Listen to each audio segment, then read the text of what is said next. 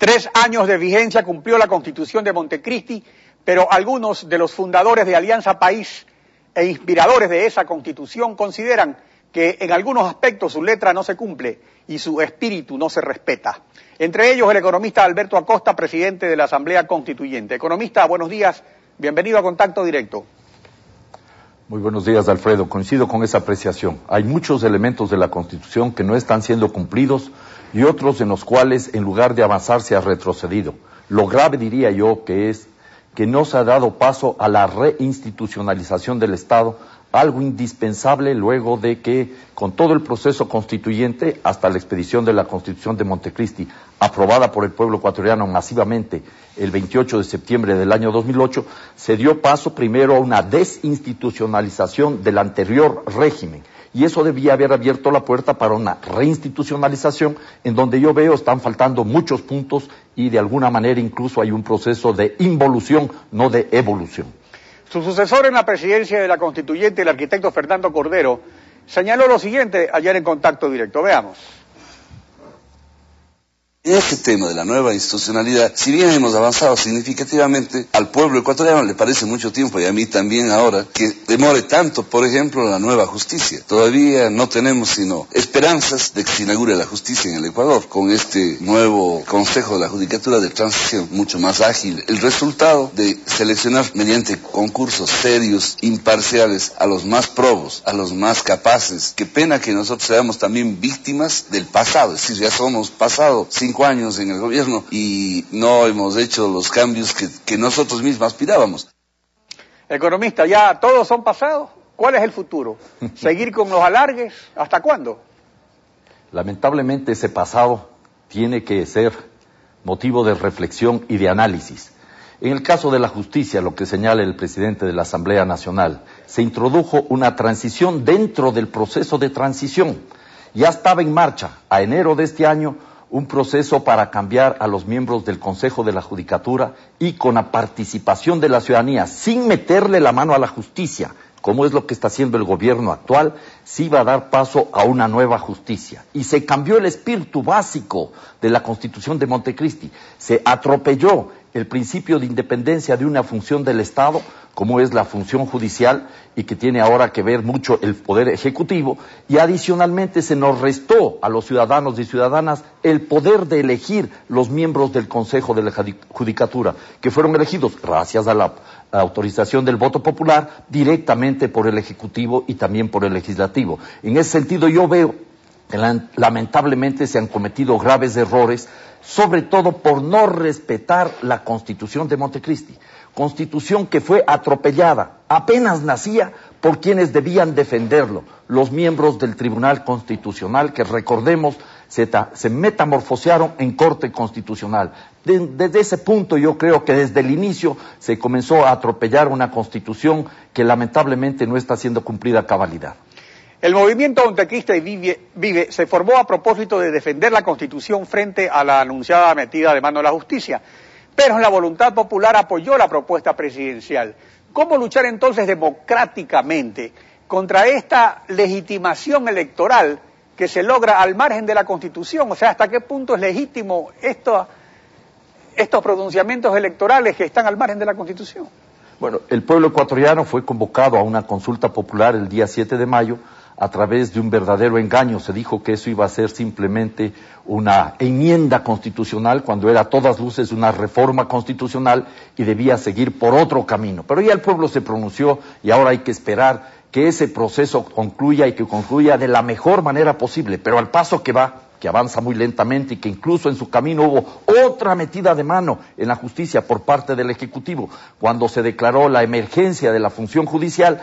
Creo yo que los resultados no van a ser muy buenos. Ojalá me equivoque, sinceramente, ojalá me equivoque y tengamos una buena justicia. De lo contrario, terminado este periodo gubernamental, en el 2013 o en el 2017, habrá que volver a pensar cómo damos paso a una verdadera reestructuración de la justicia. Habrá que terminar con los jueces de Correa y dar paso a una justicia definitivamente independiente, que es un reclamo del pueblo ecuatoriano, que lo ha manifestado una y otra vez. Nadie quiere que la justicia se quede como está, que eso quede absolutamente claro. Queremos una nueva justicia, pero independiente de las distintas funciones del Estado y de los poderes oligárquicos. La justicia tiene que estar al servicio de la ciudadanía. Lamentablemente, eso que estaba previsto en la Constitución de Montecristi no se está cumpliendo.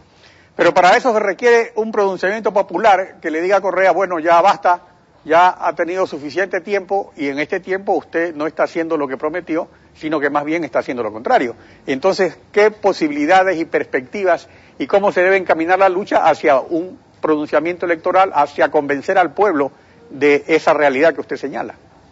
Bueno, en primer lugar, yo creo que la ciudadanía, todas las personas que este rato nos están escuchando, deben entender definitivamente que la Constitución no es de un gobierno, la Constitución no es de un presidente ni de un partido político, la Constitución es de todos nosotros. Todos tenemos que apropiarnos de la Constitución. En la Constitución están todas las herramientas para construir democráticamente una sociedad democrática. Están los derechos, están nuestras obligaciones, están las garantías y las instituciones básicas. Si nosotros no nos apropiamos de la Constitución, en poco tiempo más la Constitución no habrá funcionado y quienes quieren que la Constitución no se haga realidad dirán, la Constitución no funcionó. Entonces, la gran tarea sigue siendo apropiarnos de la Constitución y hacer realidad los mandatos constitucionales, que no se han cumplido en muchos aspectos. Piense usted el tema del agua. El artículo 318 dice con claridad que se prohíbe toda forma de privatización del agua, y el agua sigue monopolizada por grupos muy poderosos e incluso sigue el agua en manos de empresas transnacionales en algunas de las ciudades más importantes como es Guayaquil. Respecto a la independencia y equilibrio de las funciones del Estado, principio medular de una democracia verdadera, ¿realmente existe o se cambió el sistema partidocrático del reparto en propiedad horizontal por una rectoría de la función ejecutiva que apoya a los demás poderes y que se ve por todos lados? Acaba usted de citar un caso y como ese se encuentra por todas partes. Bueno, es uno de los grandes problemas que existe en esta Constitución. Se recogió el clamor ciudadano de participación. Una y otra vez el pueblo ecuatoriano se manifestó en las calles, en las plazas, públicamente en contra de gobiernos corruptos y nefastos para el país. El caso de Bucarán, el caso de Maguad, el mismo caso de Gutiérrez. Eran manifestaciones en las cuales la ciudadanía decía, queremos participar. Y con la Constitución de Montecristi se trató de institucionalizar esto con el llamado Quinto Poder, a la Comisión de Participación Ciudadana y Control Social, que debía dar paso a un proceso vigoroso de intervención, de participación, de discusión ciudadana. Lamentablemente, por las injerencias gubernamentales, este proceso está quedando trunco. Ya lo dije hace algún tiempo atrás y lamento no haberme equivocado. Este proceso de revolución ciudadana tiene un enorme y creciente déficit de ciudadanía. Así no se hacen los cambios que se ofrecieron al pueblo ecuatoriano.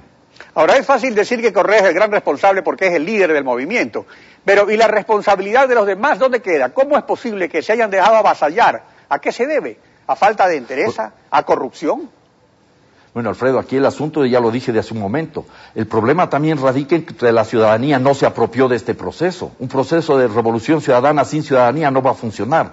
No puede ser liderado por un líder que asume la tarea de una manera caudillesca. Eso no conduce a ninguna transformación profunda y radical, que es lo que espera el pueblo ecuatoriano. En ese sentido, no solo es un problema del presidente de la República, ni solo de quienes están en Alianza País, sino también del resto de ecuatorianos y de ecuatorianas que no hemos sabido entender lo que significa un verdadero proceso de participación ciudadana.